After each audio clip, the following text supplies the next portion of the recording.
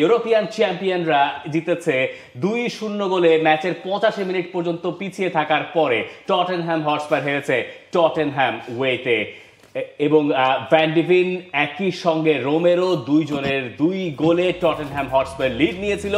জয় তারা দেখছিল UEFA super কাপে।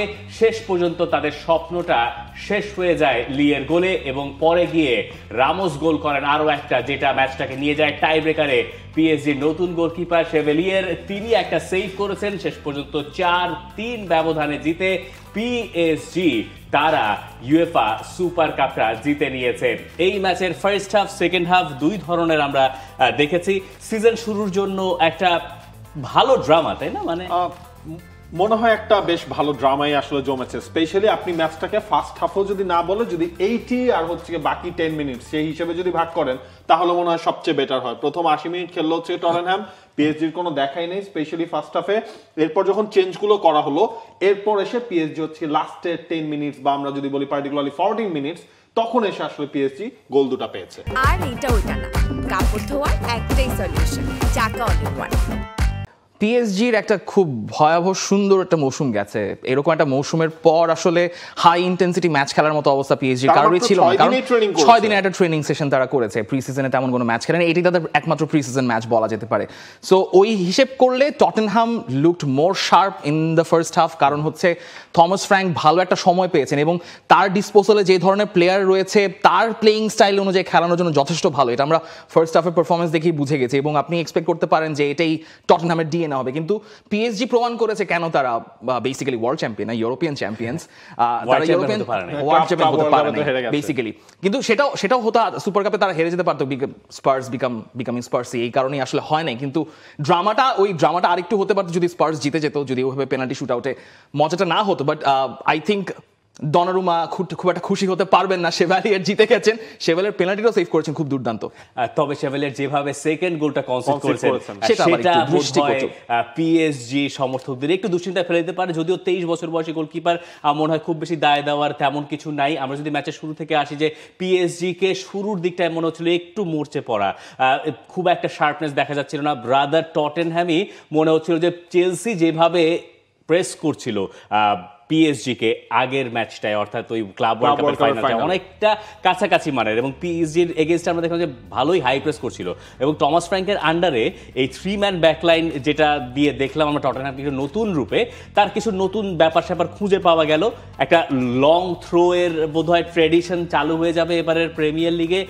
ডানসো বোধহয় এটাকে একটা শিল্পের পর্যায়ে নিয়ে যাচ্ছিলেন সময়ের সঙ্গে সঙ্গে। পরে গিয়ে ওখান থেকে একটা গোলও আমরা দেখলাম, সেকেন্ড হাফে গিয়ে আরো একটা গোল দেখা গেল। এই পিএসজি কে যে আপনি আগে সেই রূপেই প্রথম এক ম্যাচ আপনি দেখতে পারবেন না, সেটা মোটামুটি আগেই আন্দাজ পাওয়া গিয়েছিল। কারণ মানে প্রি সিজন অনেক ইম্পর্টেন্ট একটা পার্ট। পিএসজি পার্টিকুলারলি আসলে কতদিন পেয়েছে প্রি সিজনের? 1 সপ্তাহ জাস্ট হচ্ছে তারা পেয়েছে। ক্লাব ওয়ার্ল্ড কাপ শেষ হলো, সেটা হচ্ছে মাসখানেক। আপনার তো ওই লম্বা সিজনের পর একটা ব্রেক তো দেয়া লাগতো, মানে সেটা দিতেই হবে। এছাড়া ভাই তারাও তো আসলে মানুষ। মানে আপনার মুদ্রা কথা হচ্ছে যে পিএসজি আসল পিএসজি না। আচ্ছা, তাও জিতেছে।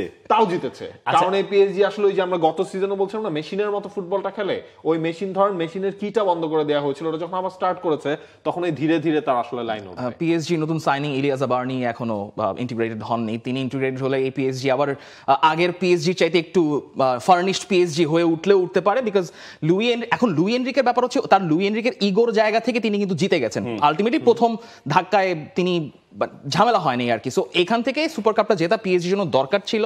টটেনহ্যাম জিততে পারলে ভালো হতো, কিন্তু ইটস ফাইন, তাদের জন্য খুব একটা সমস্যা নেই। তাদের তো একটা নতুন রিবিল্ড প্রসেস শুরু হচ্ছে। বাট পিএসজির জন্য জেতাটা মোর was necessary. ইগো কোন লেভেলের যে কোচ লুই এনরিকে বলছেন জয়টা প্রাপ্য ছিল টটেনহ্যাম হটস্পারের, যা জেতার তা তো বোধহয় তিনি জিতেই গেছেন। তাই বোধহয় এখন এরকম দিল দরিয়া হয়ে সত্যি কথা বলে দেওয়া যায়, 80 মিনিট পর্যন্ত আমরা জয়ের ধারে কাছেও ছিলাম না, টটেনহ্যামের প্রাপ্য ছিল এটা। কিন্তু ফুটবলে মাঝে মাঝে ভিন্ন কিছু দেয়। আমরা ভাগ্যবান, শেষ 10 মিনিটে 2 গোল করেছি আমরা। মাত্র 6 দিন অনুশীলনে করেছি, শেষ 10 মিনিটে 20 গোল করতে পিএসজি। তাই তো আসলে অসম্ভব হওয়ার আসলে কিছু। পিএসজি এত ভালো কি আসলেই তো তাই। সেটা তো আমরা through out the season, last season আসলে আমরা দেখেছি যে পিএসজি যেখানেই যা খেলছে সেখানেই তারা চ্যাম্পিয়ন হচ্ছে, উইদাউট দ্য ক্লাব ওয়ার্ল্ড কাপের ফাইনাল। সেই জিনিসটা আমরা খেয়াল করলাম। দেখেন এই জায়গায় টটেনহ্যাম কতটা দুর্ভাগ্যা। তাদের কোচ থমাস ফ্রাঙ্ক আসলে কি বলছেন, যিনি এই সিজনে নতুন করে দায়িত্ব নিয়েছেন, তিনি বলছেন যে অপারেশনটা হয়েছিল ঠিকই, অপারেশনটা সাকসেসফুল হয়েছে, কিন্তু রোগীটা মারা গেছে। এর চেয়ে ভালো অ্যানালজি হতে পারে না, এর চেয়ে ভয়ঙ্কর মানে কোচ হতে পারে না প্লিজ।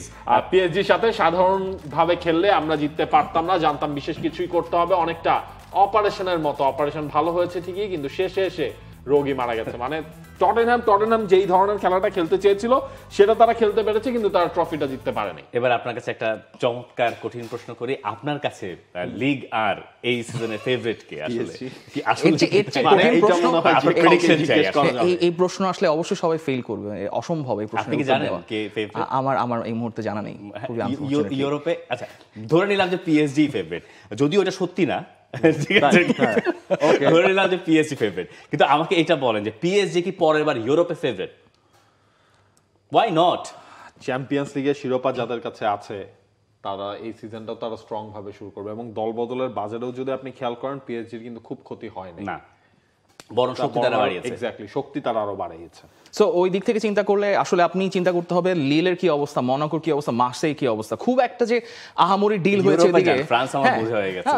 সো হ্যাঁ, লিগ আতে ইজ পিএসজি, লিগ আও তো শুরু হচ্ছে, কিন্তু ইউরোপে definitely PSG is a strong contender এখনো, কারণ পিএসজির ব্যাকবোন যেটা সেটা তো এখন আগের মতোই আছে। লুই এনরিকে আরো চাইলে এক্সপেরিমেন্ট করতে পারবেন, দেমবেলের রোল কিরকম হয়, কভারাজকেলিয়া দুয়ে বারকোলাকে কিভাবে এবার তিনি খেলান সেটার উপর অনেক কিছু নির্ভর করছে। আমি অবশ্যই পিএসজিকে এখনো ফেভারিট দেখি ইউরোপিয়ান মঞ্চে।